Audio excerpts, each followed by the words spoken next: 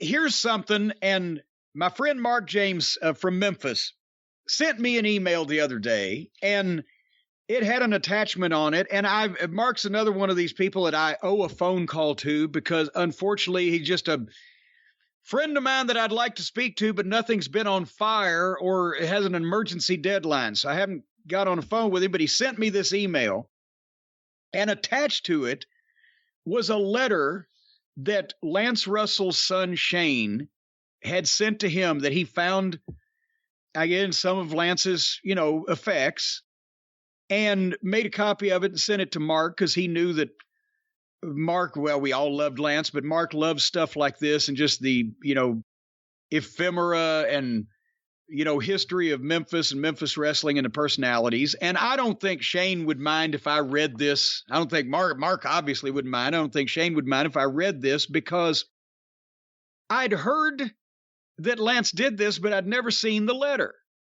And I can't remember. I think it was in one of the stories that Lance told, as he was doing the Fan Fest, the several years before he passed away. He had told the story of doing this, but I didn't know that it still existed. But I've heard the story. But anyway, I've never seen this until now. And what this is Lance wrote a letter to himself and put it in a drawer, just as an exercise to himself when he finally made the decision to retire from the wrestling business. And I would have to think, and Brian, as we read this, he's going to mention a few things. It's somewhere in the late 90s. I can't remember exactly what year that he retired from the wrestling program in Memphis and still lived there for a period of time. And then he moved down to Pensacola, he and Audrey. And I think this was probably mid 90s when he left the Memphis program, and this was before the business with the Larry Burton and him buying the company and the sale of the USWA and all that stuff. So I think it's probably mid 90s, right? But when you think about that, at that time, as we've talked about, Lance had been involved in and around wrestling business, starting as an announcer in the early 50s for like 40, 45 years almost. And he would have another 20 years of being an icon and then going to the fan fests and the reunions and people discovering all of his work on YouTube and everything and videos. So his retirement letter, he may not have worked in the business anymore as a full-time personality, but he was still going to be around it for over 20 more years. But would you like to hear this? Yeah, I'd love to hear this. And there's no salutation. It's typewritten. It says, "I'm retiring from wrestling the last day of this year, ! There, I've said it and now I can't back out. That, by the way, is the hardest thing I've had to say maybe ever. Wrestling has been a part of my life since I was a young man and became hooked as a fan. 40-something years later, I'm still hooked and still a fan. Why quit now? I guess it just seems like the right time. There's golf to play, fish to catch, and my one and only wife and I have some more traveling to do. One of the great things about living this long is the number of memories you file away. I'm sure I'll remember the towns we traveled through by the arenas in which we wrestled. But most of all, for the rest of my life, I'll be able to sort through the memories of the matches, the wrestlers, and the incidents that made my life anything but dull. Such things as the night the boys put icy hot salve in Rick's tights and set him on fire. He didn't have a last name for Rick. The night Jackie, that can only be one person, whipped ahead going to the next town only to be discovered about 8 miles down the highway doing his best hitchhiker move, buck naked." A favorite of the Fargos. That was a famous Fargo thing. "Out of almost 14,000 matches, I remember the one I considered the greatest I ever called. It was for the NWA World Tag Team title when the champions, Eddie Graham and Sam Steamboat, defended against Hiro Matsuda and Inoki. The titles changed hands, much to my shock. There have been moments all along the way, from the beginning in a converted movie theater in Jackson, Tennessee, to the wild, unpredictable thrills of Memphis and the final stop when I joined so many of my friends who had made the big time with the WCW in Atlanta. It hasn't always been easy.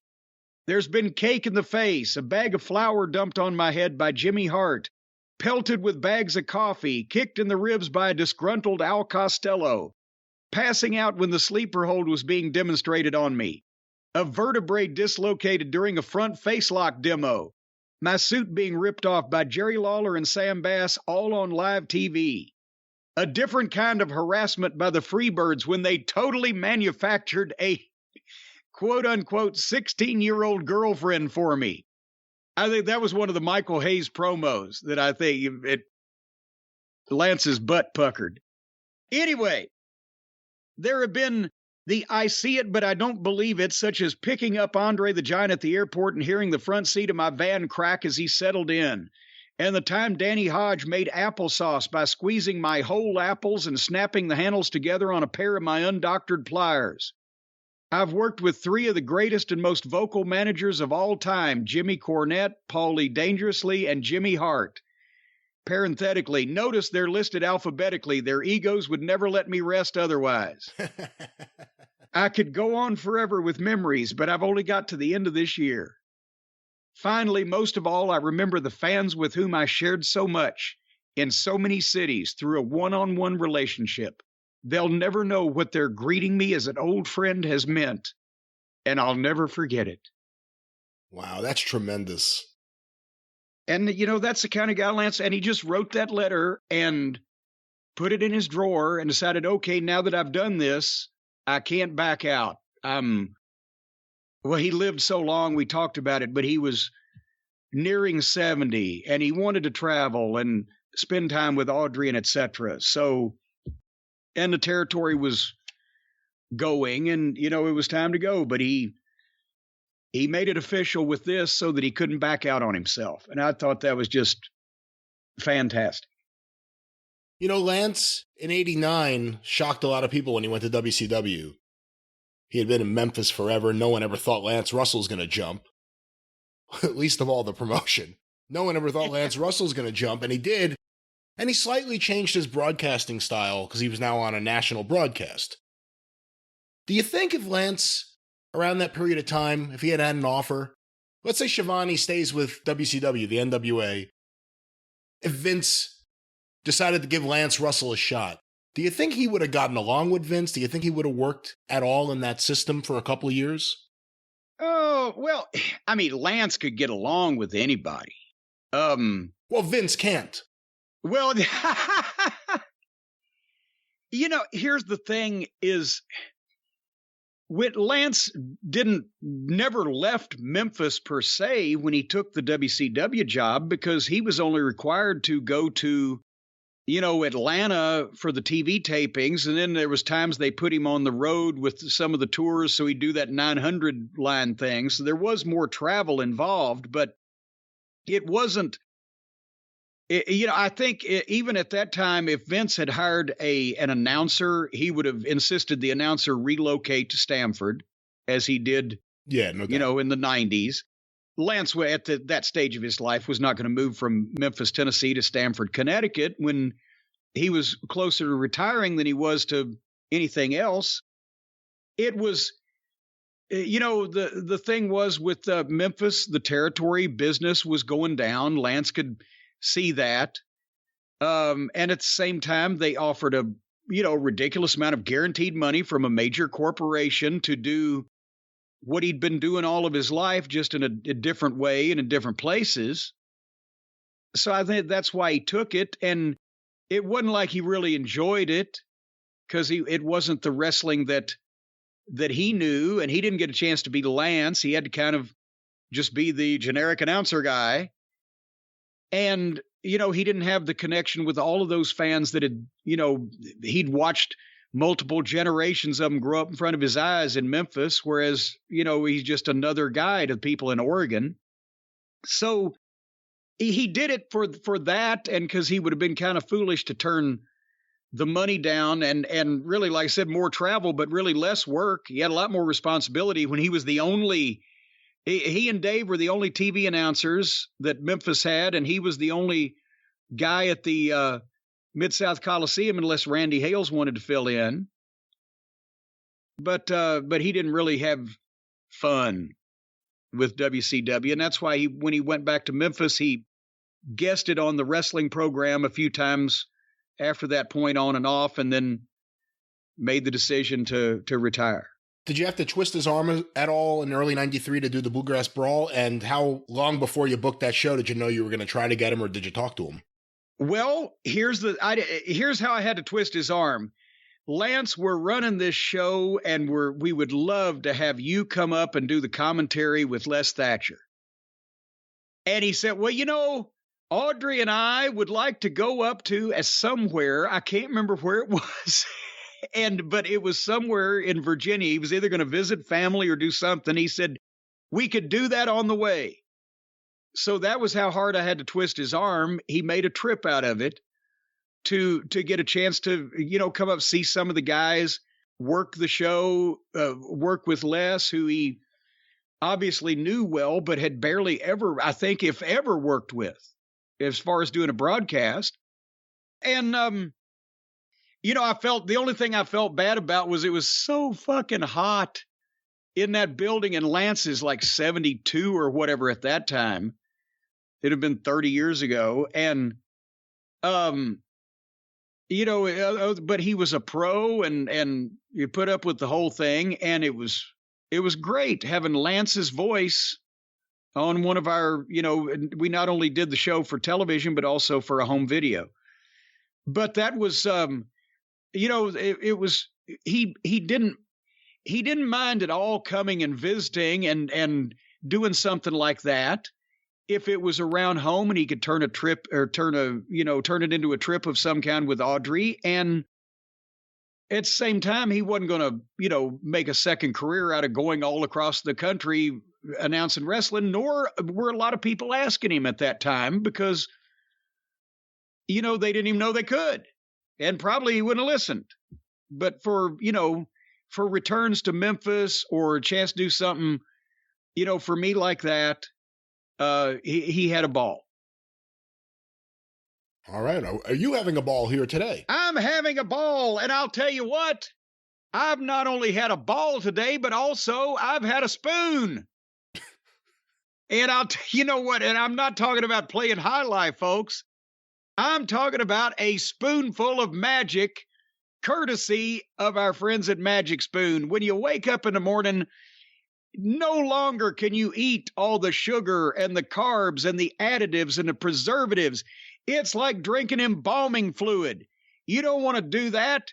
You want to be healthy and have a great tasting breakfast and start your day off with a smile. As a matter of fact, the smile on my face has been here since I got up this morning, and they're going to have to wipe it off with a sandblaster because the Magic Spoon Build Your Own Bundle deal is still alive and well at MagicSpoon.com, which has, by the way, if we've mentioned it before, if you haven't noted it, written it down, we'll tell you again, 0 grams of sugar, 13 to 14 grams of protein, and only 4 net grams of carbs in each serving, except the Honey Nut has 1 gram of sugar because, well, Honey Nuts, they've got to be different.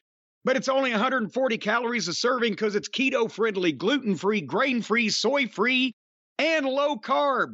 And right now, you can build your own custom bundle. You don't have to take what they want to send you. You can ask for what you want. Cocoa, fruity, frosted, peanut butter, cookies and cream, maple waffle, blueberry muffin, cinnamon roll, and the aforementioned Honey Nut.